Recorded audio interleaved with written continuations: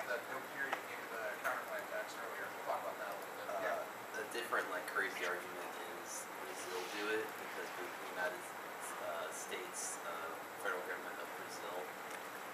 Oh, yeah, we can talk about that argument. That argument's ultimately stupid.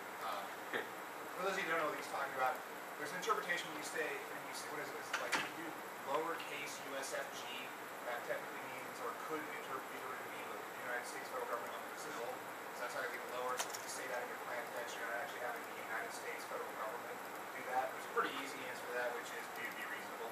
And honestly, just kind of thinking through it, don't totally bluff that, just slough that argument off. You can beat that with common sense and logic, but basically shut up and go back to reading. But yeah. Alright, we can talk about that a little bit more. Anything else? Floating things? Yeah, we'll get into a little bit of what, I mean, we talked about that a little bit yesterday, and again, something more specific over here. Like, how would you answer that in 1 yard? Okay, that's definitely something we can talk about. Just trying to get my people involved. Anything else?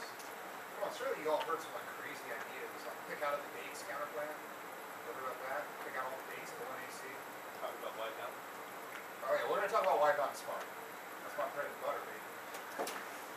Last week around everyone's going on wipeout. Marshall and Spark, I'm sorry. I'll tell you that Corey story. Timecube step. Timecube, yeah, we can talk a little about Timecube. The problem is that the guy who wrote Timecube has pretty much been discredited, aside from being, well, he's not necessarily wrong, he kind of is right, his argument's just stupid. He's also become incredibly anti-Semitic, so Timecube kind of went away when Mel Gibson us. I know Mr. Lingle, during his speech about this, he said he witnessed first, like, I forget what he called it, but he witnessed E-Prime? E-Prime? Yeah, what's that? We'll get into that.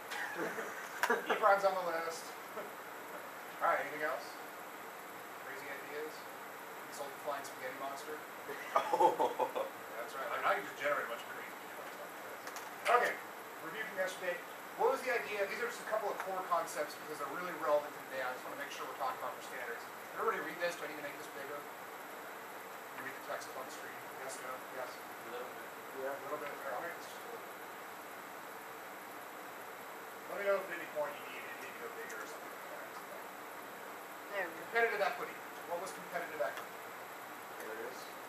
Basic kind of fairness. It's more of like an impact theory argument. Basically says, in order for us to have a debate round should be fair to both sides. Like everybody, all things, should come in and both teams should have an equal shot at winning the debate. And there are certain kind of ways in which we hope to ensure that, given the arguments we kind of want to run and stuff like that. And the problem is that there are certain biases for both the app and the neg. We talked about some of the app side biases, which are what? First and last speech. That's right. That's one. What's the other one? You can set what the debate's about. That's right. They can choose the apps. They can decide what the debate's about. And we didn't talk about what are the negative biases to the debate. What are some of the advantages the negative gets? The block. They get the block. So they get 13 minutes, including the constructive, which that's kind of a lot. There's functionally two constructives, because let's face it, the one in ours is basically constructive. And the affirmative only gets a rebuttal, a 5-minute rebuttal to deal with all of that. That's definitely a huge side bias. What are some other things that you can think about? This kind of is relevant to how we've been talking about theory last day that might help the negative a little bit in the app. Conditionality? Yeah, conditionality. Basically, the app has to defend something. When you come into the debate room, if you've done any research on the topic, you have an idea of what the affirmative is going to do. However, really, in all fairness, you have no idea what the negative is going to do. All they have to do is basically say something that disproves why the app is a good idea. And it can be anything under the sun. So that's kind of one of the ways in which, you got to think about how side biases play out. And that there are certain rules and limitations we try and put on arguments in order to, kind of both even out those side biases, but also make sure that neither side gets a massive bias. What about reciprocity? This is highly related. Or at least it's the affirmative would say it's related, usually. What's reciprocity just in general? Not even for debate. So like the same on both sides, like you can do it and we can do it. Yeah, whatever I can do, you can do. Whatever you can do, I can do. Just kind of get about it. And that's one of the key things that kind of gets violated when you talk about things like conditionality. It's like the app gets one plan, the negative gets, as many plans as they possibly want to read. That's not reciprocal. The app doesn't get to do what the negative needs to do. And while there are side biases in debate, depending on what side you're on, ultimately, it's probably unfair that you get like 10 different advocacies. Alright. General question. What is fiat? It's a 4-letter word, input F, you get to say.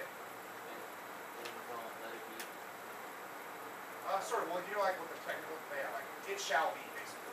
Like it's going to happen. How do we use fiat in debate? Why do we use fiat in debate? It's like the United States federal government should. It's like we do it because it gets past the whole point of like debating about if Congress will pass it or if they won't. Yeah, that's basically it. It's a should versus, debates shouldn't be about should versus would. There's a fundamentally question of should. If we made debates about would, how many apps that we're writing right now will probably be passed? I'd say almost none. You know what I'm saying? There is no way that Obama right now could probably realistically propose billions of dollars of funding to build a tunnel under the Bering Strait in Alaska. He probably couldn't get away with refunding high-speed rail. None of these things can happen right now. And so if any of these were proposed, then they would obviously be shut down and the negative would win almost every debate. So we focus on what the federal government should do, absent what the federal government would do. Because part of our argument is that there's a fundamental problem with the status quo, and we need to really find a way to respond to it and a way to improve our world. And that's kind of what we assume with fiat. Does the negative get fiat? Yes. Well, let me ask you this question. If the negative gets fiat, why do they get fiat? It's reciprocal. That's right, reciprocity. The app got to do something, they got to use fiat. It's derived from the word should in the resolution, but it would be kind of unfair and disadvantageous for the negative if they never ever got a chance to ever advocate any sort of option or alternative policy option. Remember, just because they have to say no to the affirmative doesn't mean they have to defend the status quo. And honestly, back in the day when fiat, whether or not the negative gets fiat, whether that became a huge fight, largely centered around that question of whether or not they always have to defend the status quo. And we've kind of shifted our burden to being the negative just has to say no to the affirmative in some way. Just Could a possible like argument be to reciprocity that we get conditionality you could run two apps, like there's no rules in debate, so they could. I mean, there's no rule. That's part of what. Yeah, there's definitely something to that. You could, and I think honestly, like I kind of talked about this yesterday. I live in that crazy world where I kind of think maybe multiple apps would be the way in the future where we need to check negative conditionality, or at least it's an idea worth exploring. There are a lot of arguments as to why that's not particularly fair. The reason why conditionality in a lot of ways is justified is because of the massive affirmative side bias, and so that's kind of a reason as to why like the negative gets conditionality. That's not a reason why the app would get conditionality. It's like if the app had an advantage, the negative gets conditionality to equal out an advantage. So then why would you give the app basically another advantage? But like an argument they make is that we have multitude of counter plans, and they can only have one plan. But an argument could be like, well, you can run multiple plans. We don't really care. Could that possibly be it? Wait, what do you mean? Who would be saying you? Like a neg would just say, well, there's nothing telling you that you can't run multiple apps. Yeah, I would. Well, the problem is then that invites that's a dangerous gamble on your part. Which is then what happens when the 1AR stands up and says, conceded, here's my new app. This is completely legitimate. That wouldn't be constructive. It doesn't matter. I'm conceding an argument you made, and I get to make new answers in response to arguments you developed in the law. You said, I now get to read new apps. Done. Here's my new app. 3 cards, 1 plan text. Here's my other new app. 3 cards, 1 plan text. 3 cards, 1 plan text. Good luck with the 2 and R. That's a dangerous gamble on your part to be able to start to say that. And I think you're a lot better off just defending the notion of conditionality. Okay. Okay. Here is basically some of the quick little block. It's not particularly well developed, but it's just trying to give you the areas as to why there's no negative fiat. Should not is not in the resolution. Basically, the word should only applies to the affirmative. That it's completely, destroys ground is completely unpredictable because there are a ton of ways in which you could do the plan differently or do the piece, and you destroy topic education and fairness. I find none of that compelling. Does anyone find that? I mean, if you do, that's cool. Like, I totally understand. You don't have to out yourself right here, like try and fight with everything. But there's just nothing here that really makes me say that's anywhere shape or form fair. In fact, I think the arguments belowhand are kind of isolated. Debate has changed, topics are a lot bigger, apps are a lot bigger. Like maybe back in the day where like, I don't know if you've ever sat down and read like the history of high school and college resolutions. Have you gone through any of this before? Have you seen like have you seen like, some of the crazy ones that used to be? Like, can you think of some examples or? Well, the ones I saw were not of CX, but I remember in like 04, 03 there was something about like the ocean or something. Oh well, yeah, that's I actually think still good. Not crazy.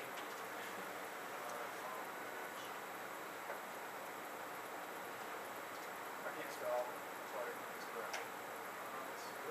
Wikipedia, no. I wonder if this is the one that has history is at the very Yeah, it's top. at the. This one's a full resolution of policy. Goes back to like the second. Yeah, here we go. I mean, like, some of these are kind of cool. Like, these are United should be Nations controlled by should be international United organizations. strength. But, like, if we go back here, where's the railroad topic? Yeah, the United States federal government should be allowed to own and operate railroads, basically nationalize the railroad system. The United States, several states, look at this, 1938, several states should adopt a unicameral system of legislation. Like, basically groups like one house. Like, how would you ever possibly have, like, multiple apps on this sort of topic? You see what I'm saying? Like, at this point, under some of these resolutions, it really made a lot of sense not to allow counterplans or allow other plans, because it's kind of like unicameral legislation is kind of a yes/no question. You know, it's not like there's like really a counterplan that you want to particularly allow. So the problem is that now we're in this world where, you know, there's a lot bigger things like transportation infrastructure, exploring and developing the space program. Like, these are bigger affirmatives with bigger impacts, where a lot of times you can't just read a diss ad to the app and hope that you can outweigh it, because they'll have so much offense against the status quo that you need something else. So basically, the ability of the negative to get fiat into counterplan is one of the ways that we've corrected for the evolution of affirmatives that have gotten so big that basically it's just untenable for the negative a lot of times to defend the status quo. Cool? Does that make sense? Yes, no, maybe. Yeah. Here's a lot of reasons why it's good. Rate is changed, it's reciprocal, the name should get fiat too, obviously reciprocity. Opportunity cost, the counterplan functions like a diss ad to the plan. Everyone understands why a counterplan works, right? That's competition. There's fundamentally an argument when the judge votes at the end of the debate, they have to make a choice. You know, you have $1. You can either spend that dollar on an apple, or you can spend that dollar on an orange. You can't spend that dollar on both an apple and an orange. There's an opportunity cost to choosing to buy one over the other. So therefore, you have to think about whether there are better and more advantages to buying apples, or whether there are more advantages to buying oranges. That's just kind of what the counterplan tests. The counterplan basically does test the desirability of the affirmative, just in a slightly different way. It's the most real world. How is the counterplan the most real world?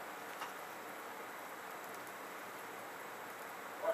Well, you don't ever just propose one plan at a time, you propose more than one to compete against it, so you don't ever just propose one and say, this is the only option that we have. Well, that's definitely true. Part of what the argument is that, like, when Congress comes up, usually when they say, like, Obama, we don't like your plan, they don't just say, like, you know, keep everything the same. A lot of times they'll propose a different plan. Like, Obama wants to raise the debt ceiling, but not increase taxes. The Republicans will be like, or increase taxes along with that. The Republicans will say, don't raise the debt ceiling, but instead of increasing taxes, go about different methods, such as cutting spending. That's basically a plan versus counterplan debate. This happens all the time in Congress, which seems to be pretty legit if we're supposed to be policymakers and engaging in this sort of thinking that we would mimic the real world. It's predictable and widely accepted. That's actually pretty solid. Yeah, affirmative counterplan. Increases the affirmative ground. They can read diss ads to the counterplan. Yeah, you get to read new offense. If you stick us with a counterplan because it's dispositional or because it's unconditional, you now can read a diss ad to that counterplan and say, well, here's what it is. We read the app, which is a diss ad to the status quo. We read a diss ad to the counterplan, which is the only other policy option. So now we've got basically more advantages because of it. Now, there's a lot of pretty decent answers to that argument. We'll talk about later, but. The status quo is like racist or incredibly sexist. You know, you shouldn't force the negative to defend that. The negative should have the option of changing the status quo, just change the status quo in a different mechanism. Yes? Wouldn't this be similar to the LD topic of like domestic violence? Oh, yeah, that would be a really good point. Like, if there's, yeah, I don't know, I'm not familiar with the LD topics. I assume it's something like. It was like domestic violence, and like the app had to say why it was bad, and then had to say why it was kind of good, or something. No, it's Yeah, repeated that's a victims of How do you domestic say no to violence that? have the right to use lethal force or deadly Yeah, force. there was like, After repeated. It's not whether or not domestic violence is good. I knew it was something about You had to defend domestic murder, violence. basically. it was like if they can act against it or not, if they can fight back, I guess. Yeah, that would be a world where counterplans would be really desirable. I'd be incredibly uncomfortable defending it. That'd be So, yeah, counterplan's good. Counterplans allow you not to defend domestic violence. Abuse good. See? Another reason why we're better than LB. Well, that's not fair. That's not in the spirit of the camp. I take that back. We're all part of the green But we're Is still that the better than camera LD. when he says it? Lit checks fiat abuse. Obviously, there are people who are saying, don't do this plan. And like, I mean, there's a lot of solvency evidence out there for counterplans. It's like, some people propose taking this action, which is the app, like build high-speed rail. Instead of building high-speed rail, we should do something else. There's literature that literally compares what the affirmative does in the world of how the status quo is bad and says we should do the counterplan instead. Don't have the federal government do it, have the state governments do it. And it's not a voter. this is my favorite argument. This is one of the times where we can say reject the counterplan, not the team. Because it's not about the status, it's just about whether or not, the counterplan links to, or whether or not the counterplan itself is theoretically legitimate. If it's not legitimate, then it should just be out of the debate. The negative loses the counterplan too, so it stinks for them. Alright. Let's see what we want to do. So now we've heard this question, the negative gets the counterplan. Or hopefully we've all come to a consensus that the negative gets the counterplan. So now we move on to what types of counterplans do the negative get to use? Or more importantly, what types of fiat does the negative get to use? The first one up is international fiat. What could I possibly mean by this? International country. Yeah, another country do the plan. Sometimes this gets used as have like an international organization, like the United Nations do a plan. Like this has definitely been an issue on like some peacekeeping topics and some other things. There's also a way in which you could say a concert of nations, not just like an international organization, but maybe have like there've been a couple times where I've seen like have England fund but France implement the plan, those sorts of things. Sometimes it can also be have China work with the United States, another way in which you can have like the same actor. Yeah. Is the tunnel to Russia affirmative an example of international fiat? Because you're No, counting on it's- the other. No, it's not. The argument is with that affirmative is twofold. One, that Russia has already basically approved and funded the project on their end, and so basically like, I don't really have a good way to draw this. There. You know where the Bering Strait is? It's like there's like an area that's like about 60 miles long where the tunnel's going to run. At its narrowest point where like the United States and Russia and their maritime boundaries are, it's about 2.5 miles across. Sorry if y'all can't see this, but basically it works like, suppose this is Russia and this is the United States. We would build our tunnel to here, which is the maritime boundary with Russia, and then Russia has already authorized and appropriated money for their portion of the tunnel, and then there's a secondary argument which says if the U.S. commits their funds and they actually start building it, then Russia will also start building it. Even if they don't really have all the money to start building it, China is so invested in this that they will start putting up money to help Russia build it. So basically, that app just builds the tunnel up to the U.S. border and argues that Russia would build and meet us there. It'd be like, the old school transcontinental railroad. There'd be like some crazy ceremony where Obama and whatever president of Russia, come out there and they like hammer some nail in or something symbolic and stupid like that. So that's kind of how it's not an example of international fiat. What you could say, however, is a counterplan to have China build the United States portion of the tunnel. And that would be an example of international fiat, because that would be having an international actor and basically not the United States build the tunnel. Can you think of some reasons why that might be a little unfair for the affirmative? They can have any type of country that they want to do the plan. That's right. I mean, there's a ton of different countries out there that can do the plan. And so that's not exactly a predictable limit upon, what the affirmative should be able to research for. That's definitely a good argument.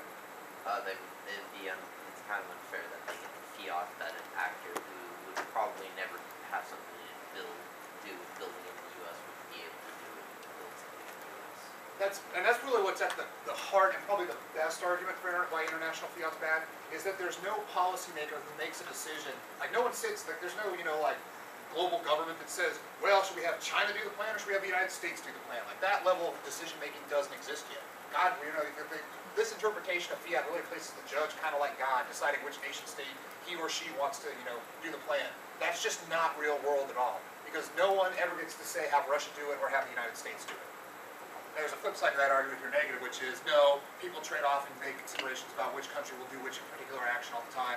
And the evidence that says that China wants to be invited to build our infrastructure projects because they want to build up our economy so that we will spend more money on their products is phenomenal. I think it's a topic killer, to be honest with you, because I'm not sure what the dissent of the counterplan is, aside from politics, which is, anyone want to think about what's a reason why it might be a bad idea to read politics against the counterplan in the 2AC? Really? They're gonna build.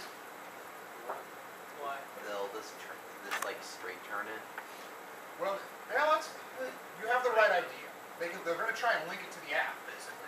They might just, if the counterplan's conditional and you read a politics dissent, I would stand up and say, okay, cool, I'll concede your uniqueness argument, which now means you can't read any non-uniques. I'll concede your impact argument. You can read that link argument, but I've kicked the counterplan. Now I'm going to read all the other link arguments as to why the voting public hates high-speed rail or loves high-speed rail, whichever way your link argument goes. And now you've basically read a dissent against yourself.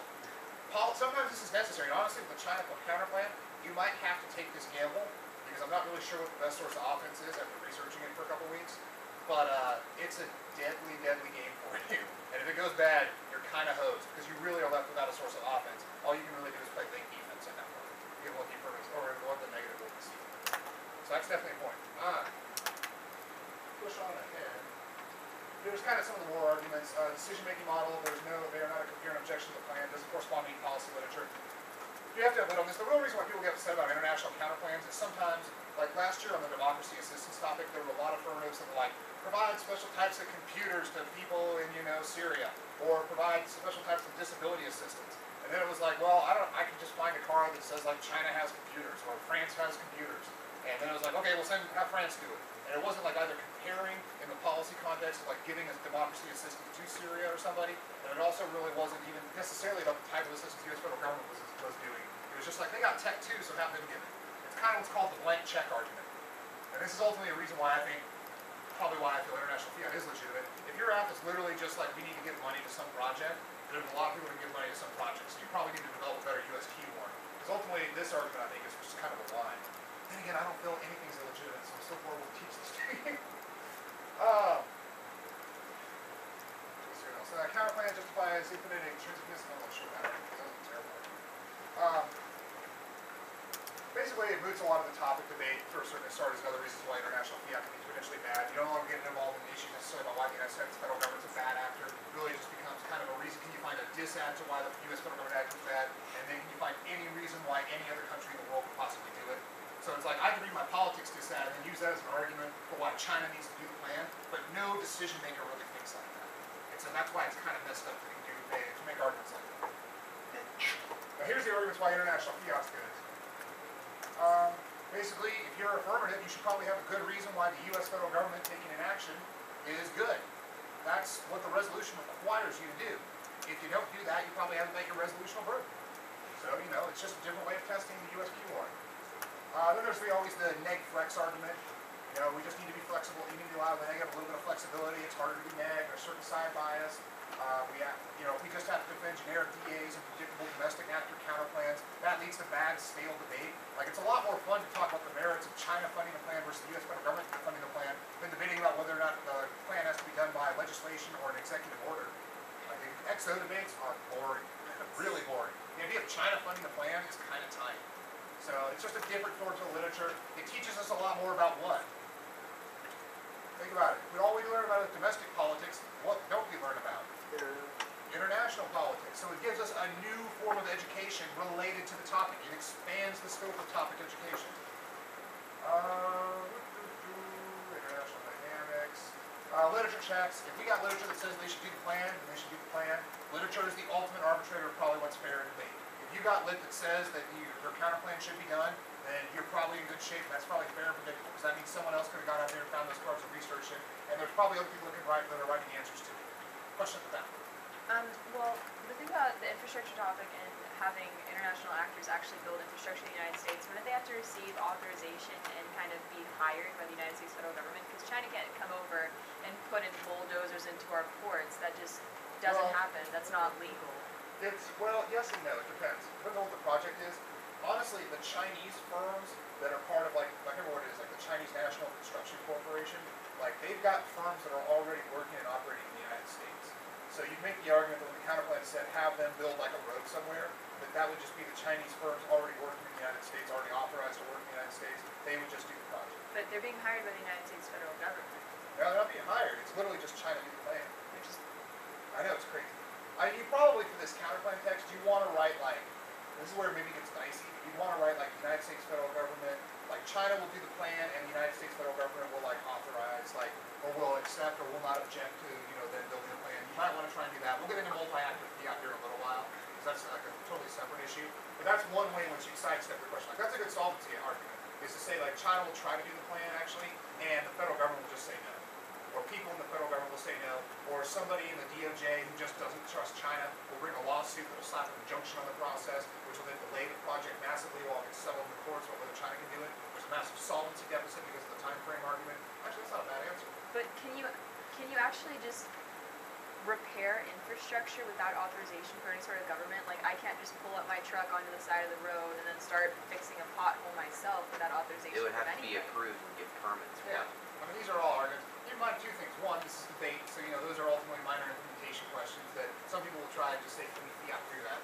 If we basically said, hey, China came over and said we give us much money, we'd probably say yes to it. Maybe not. I don't know. I think these are legitimate questions and good objections to it. Yes, you're right. I mean, at the end of the day, like any massive construction project, especially if it's anywhere near like federal lands, it's going to have to do all sorts of environmental impact statements, get all that sorts of approval process done. There'll be lengthy court battles and legal proceedings. However, those are kind of That's a perm.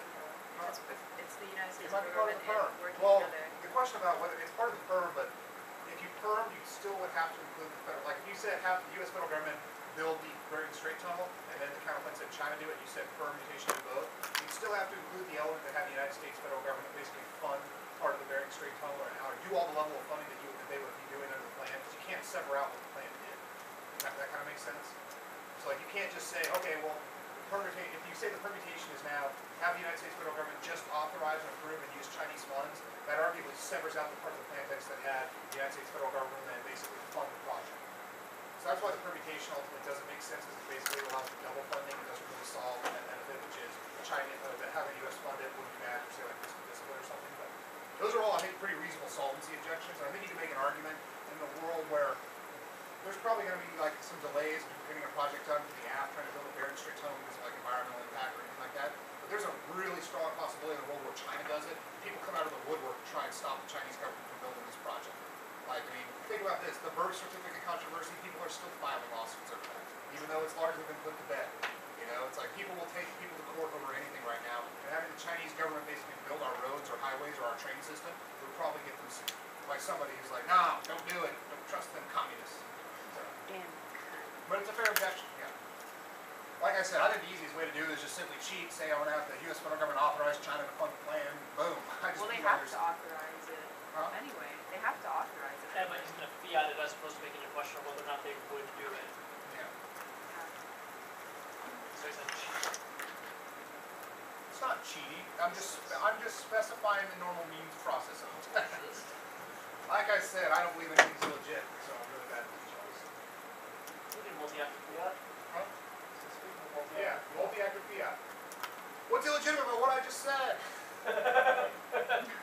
Well, think about it. Why would the negative, we talked about this right at the beginning in terms of one of the core issues about theory. The app is bound to one actor. Should the negative get multiple actors? Is that reciprocal? Hell to the no. If I can have two actors, what does that justify? The negative having two actors. Infinite number of actors. I can literally have a counterplan text that has like every country in the world contribute trillions of dollars, which would be better than the app plan, which can only have the limited amount of money the United States federal government has to spend on infrastructure. Or have every country sign a peace agreement and never to go to war. Yeah. It makes the world peace counterplan not a God counterplan. Yeah. That's another example. It's like you can do a lot of, there's also another problem with that argument, that's called object. We'll get into that more later too. There's a lot of problems with the ban war counterplan. But that's a serious issue. Now think about this, aside from all the international actors, what's a better example of multi-actor fiat? One that you have a file on that you've got in preamble. Yes, you hit on the head, the states. You're going to have 50 separate actors act at the same time? Is that fair? How is that fair? I only get one. I get the federal government. You get 50 different governments. Not reciprocal. Does that make sense? Alright, that's the start of multi-actor fiat. It's also completely unpredictable. There are hundreds of different agencies and different state governments, different countries that you have to research. It's artificially competitive since there's more than one actor. There's no standard opportunity cost in the counterplan, so we should reject the affirmative. In other words, it's hard to evaluate, one actor versus multiple actors in terms of the opportunity cost of doing a plan. More importantly, there's usually just never any literature for this. A lot of times, there's not literature that says all 50 state governments should cooperate magically on one project. That just doesn't really happen. So, if there's no literature on it, and you now get to have a bunch of different actors, the affirmative does not get the gab, does this sound like a fair counterplan for you? Probably not. You're all wrong, but that's all right. I let you down the primrose path then. There are a couple of different ways about this. What would be a way in which, and this is literally what's in your state's counterplan text, that you can kind of work around this argument? Public-private partnerships. Public-private partnerships is definitely one. guideline? Well, I know there's a card in there saying that it compacts part of the U.S. Constitution, or constitutionally viable. Interstate compact. There are interstate compacts. There's also, back in the day, we used to read there's like the National Governors Association, which is basically like it's kind of like a form of interstate compact. That they were the ones that like kind of came to like certain like standards in terms of like seatbelt regulations, I think. And so there are examples of the 50 states cooperating on like smaller things. And in debate, we just like to take things to their extreme. So, if we can clearly make regulations to like, make uniform rules for seatbelts, well, then screw it. We can probably also build high-speed rail all across the country. That's kind of how our logic works. Neither here nor there, but that's kind of a reason as to why you can sidestep, you can have multiple actors work, you can kind of spec a forum or a mechanism for the 50 state actors to cooperate. And that's a better way of maybe trying to do it. Question, Frank? Could you limit it, like just say the Midwest? And Yeah, you have- can. Usually though, that might not solve your like if it's high speed, like national high speed rail, just say in the Midwest. Well, I don't think the high speed rail is gonna like extend to Hawaii or Alaska. Well, yeah, but it'll probably go New York to Los Angeles. Yeah. So, how do you build the New York line to the Midwest, and the Midwest line to... Well, could you just keep it in the Midwest, like within the Midwest? Well, would that solve all the issues of getting trade from New York to Los Angeles? No. No. No. Probably wouldn't solve the atmosphere. Yeah, that's the big problem. Interesting point though, what was I going to say? You know that the Midwest, like technically, like, what do you think the Midwest is, by the way? This is just my own thing. Where's the Midwest? A lot of the West. You know, people in Ohio tend to think that they're the Midwest and everything else out here is the West. Those people are idiots. You should tell that to Sarah Spring. She's from Ohio. She did not. I'm kidding. Sarah Spring is obviously not good. She's just geographically mistaken. Alright, so there are multiple reasons why multi-actor fiat can be good though. They get you disad links. You get a ton of disad links. You can now read your Nebraska spending disad, your California spending disad, your New York spending disad. All those are new disad links that you can read as offense to the counterplan. It's the most real world. Different people cooperate all the time. More than likely, the United States federal government would not just build a high-speed rail line by themselves. They would have to work in concert with all these state governments. The federal government, despite all the power that it does have, can't just march into Tennessee and start putting up rail tracks. They're going to have to work with those governments. So it's kind of inherent that the affirmative is always going to be using multiple actors. Which is also the next argument, which is there are three branches to the federal government. There's Congress, made up of multiple members. There's the President, and there's the Supreme Court. So the affirmative, even though they just say they're one giant actor, actually has, one of the biggest, administrative states in the history of the world taking an action. That's multiple actors as well, doing different sorts of things. Who cares? I do like the first defensive argument right here. It's pretty sweet. It's like, who cares if we get a lot of ground? And then does everything outside the resolution. You're right. We get multiple actors. You're bound to one. It's our job to negate you. You're supposed to have one actor. We get everything else. That includes multiple actors. Every policy has multiple actors. There's no infinite regress. Yeah. Literature ultimately is the best arbitrator to check abuse. If you have cards that say that 50 states can work through one cooperative forum to basically build a high-speed rail line, then even if I think that's multi-actor fiat, I'm going to go ahead and say that's legit. Now, one of the examples where I do think multi-actor fiat might not be legitimate is something called the Lopez counterplan. Everybody know what the Lopez counterplan is?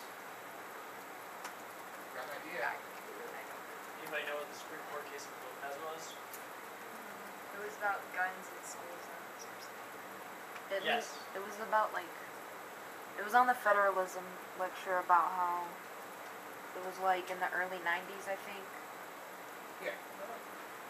Early 90s guns, it was the issue, what Lopez decided was that it's possible as a court rule to rule that some federal authority should be devolved to the states. And so the guns issue was just a specific example, but it set the precedent that there are court cases that can rule that federal authority should be devolved to the states even though it currently isn't. Pretty much. So, it's bringing down the Guns in Schools Act, great piece of legislation that probably would help people and keep guns out of schools. But whatever. Probably violates the Constitution. What are you gonna do? So anyway, that's the argument. Then people read this in the counterplan and basically say if the states don't have authority or don't have the ability to do something, you have the United States Supreme Court rule or devolve the power to the states.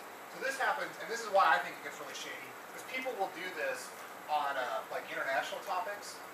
they'll like say like, okay, well we'll devolve a certain power, which is clearly the federal government's power, like what do they do? Like people tried this on like when we said pass the CTBT, the Comprehensive Test Ban Treaty, which is the Nuclear Weapons Test Ban and Regulation Treaty. They said basically devolve powers to the states and then have the states like individually ratify the CTBT. So basically, give the 50 states the ability to make treaties with foreign governments. It solves the app because we're still signing the CTBT. Nebraska signed it, Iowa signed it, Illinois signed it, North Dakota made an X because they can't write. I hate North Dakota. Paul, anyone here from North Dakota? Sorry if you are. I didn't mean to ask you like that.